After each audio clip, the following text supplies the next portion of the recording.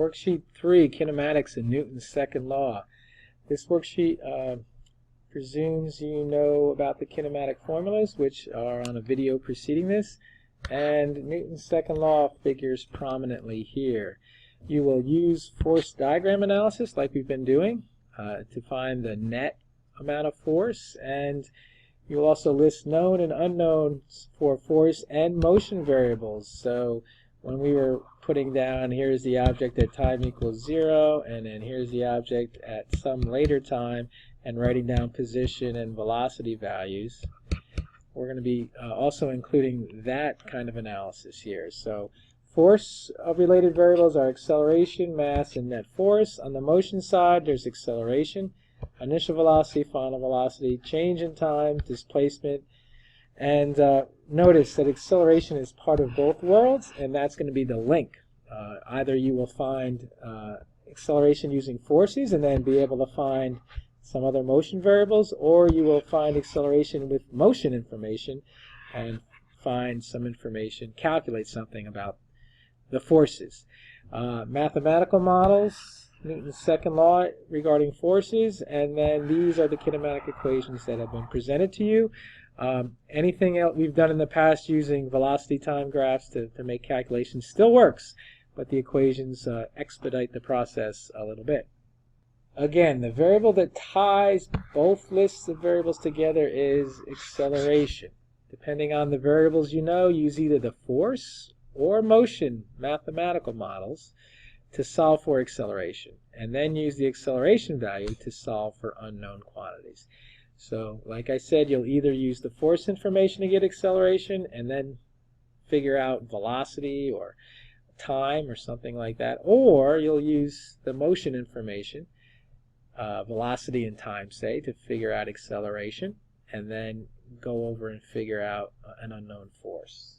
Let's look at the first one as an example. Race car has a mass of 710 kilograms, starts from rest. That means initial velocity equals 0. Travels 40 meters in 3 seconds. Well, that means delta x equals 40. And 3 seconds, that means delta t, or t, equals 3 seconds. The car is uniformly accelerated during the entire time. How big is the net force acting on the car? So ultimately we want to get the net force on the car.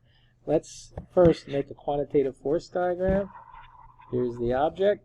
It's on level ground, so there's equal force of gravitation, force going down, and the normal force going up. If I multiply 710 kilograms times 10, that's 7,100 newtons is the weight, or the gravitational force, and that must also be the normal force in this case. Now, it's accelerating to the right, so there must be some force that's doing that, and that will be the net force. It doesn't say anything about friction, so I'm just going to say this force here is to the right, and that is the net force, and we're trying to figure that out. So there's our force diagram. Net force equation, some of the forces now we have in y, because it's on level ground, they sum to 0, so that's trivial. The analysis will come with our sum of the forces in x, which equals just that unknown force that we have there. Using Newton's second law, I could say, well, the mass of the object times its acceleration equals that force that I want to know. I know the mass, but I don't know the acceleration, and I don't know that horizontal force that I'm trying to figure out. So I'm going to have to figure out acceleration first. Here's my diagram to write down all the knowns and unknowns regarding the motion. I have time, position, and velocity. Time 0, and time equals 3 seconds, position and velocity. Final velocity is unknown, acceleration is unknown. I want to use kinematic equations to calculate acceleration. I notice in this kinematic equation that I know everything that is highlighted in orange, the time and the displacement, and the only thing in this equation that I don't know is the acceleration, and that's what I want to calculate, so I can use this to calculate acceleration.